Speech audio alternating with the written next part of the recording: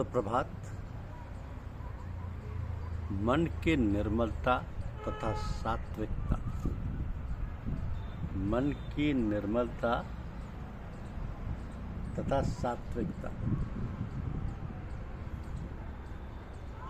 यदि आप गंदे फटे कपड़े पहने हैं, आपका शरीर गंदा हो, तो आप अपने मित्रों और रिश्तेदारों और संबंधियों से मिलने में हिचकिचाते, शर्माते। उसी प्रकार यदि आपके कर्म गंदे होंगे, दूषित होंगे, तो आपकी आत्मा को परमात्मा से मिलने में संकोच होगा। आप परमात्मा का साक्षात्कार नहीं कर सकते। अतः शरीर, मन और प्राण से अपने कर्तव्य कर्म को पवित्र रखें। हमारे कर्म पवित्र होते ही मन, वाणी, प्राण तीनों ही पवित्र होते, तो शुचिता आने लगती है। और इस शुचिता के आते ही सत्संग और साधन अपने आप होने लगते हैं।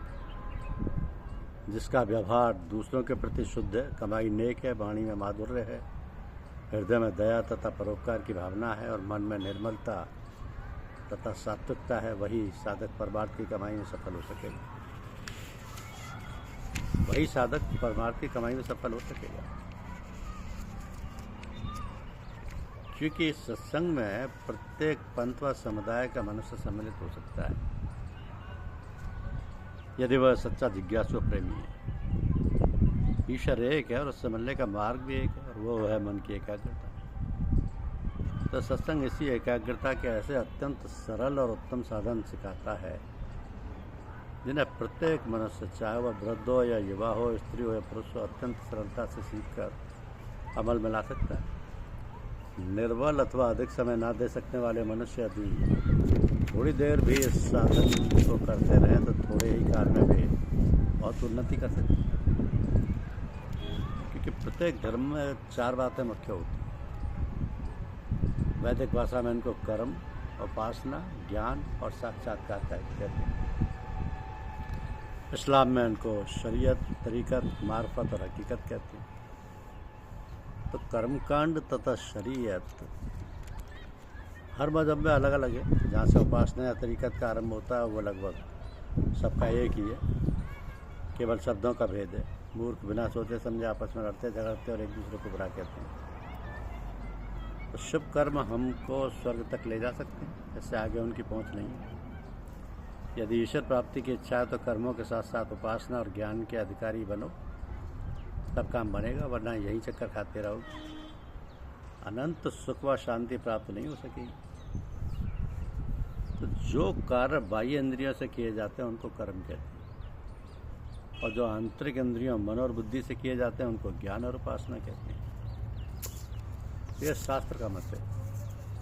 अब मनुष्य कर्म देखभाल कर और पढ़ा कर सकता है, परंतु उपासना किसी जानकार से सीखे बिना नहीं कर सकता। उपासना चित्त की एकाग्रता एवं चित्त की एक विशेष अवस्था का नाम है, जिसके साधन सतगुरु के मार्गदर्शक से सीखने पड़ते हैं।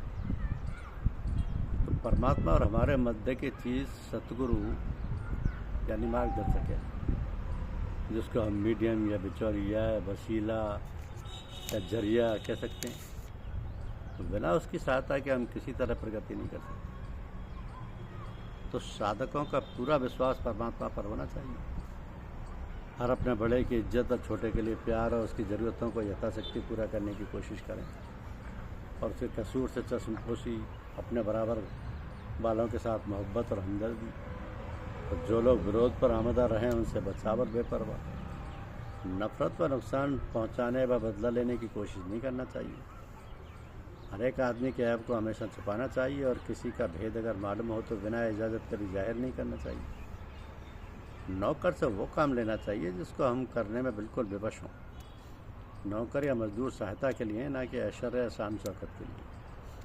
तो मजदूर की मजदूरी तुरंत देनी चाहिए, उसमें विलम्ब या उदासीनता दिखाना अवसभ्यता है।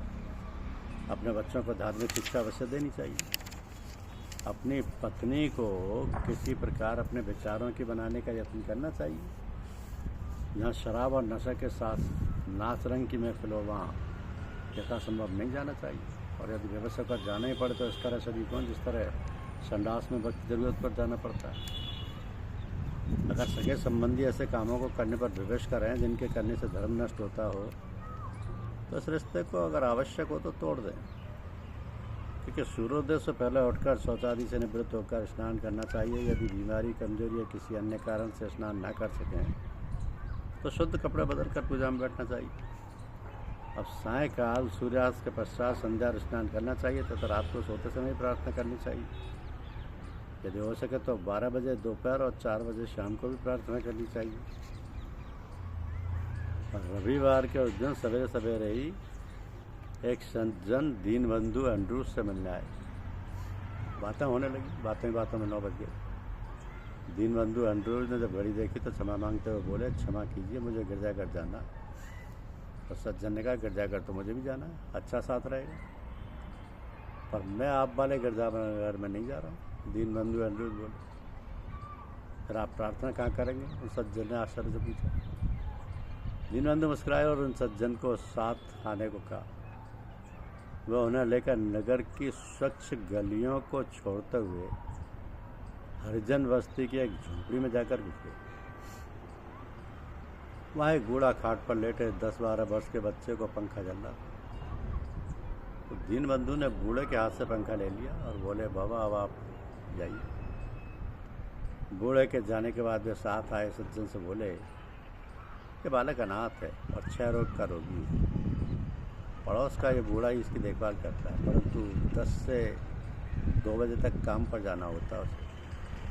इस बीच में उसकी सेवा करता हूँ। 4 घंटे बाद वह बूढ़ा वापस आ जाता है।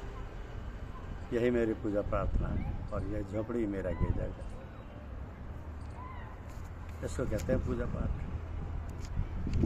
तो सेवा इसको भी कहा जाता है,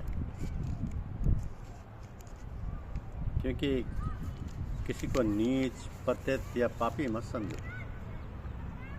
याद रखो, जिससे तुम नीच, पतित या पापी समझते हो उसमें भी तुम्हारे वही भगवान विराजित हैं जो महात्मा और ऋषियों के हृदय में। तो सबको प्रेम दान करो, सबके प्रति सहानुभूति रखो, किसी की निंदा ना करो, किसी की निंदा ना सुनो। साधक को तो दूसरे की निंदा सहनी नहीं होनी चाहिए। निंदा सुननी हो तो अपनी सुनो और करनी आवश्यक समझो तो अपनी निंदा करो। धन्यवाद। YouTube चैनल को लाइक और सब्सक्राइब अवश्य करें।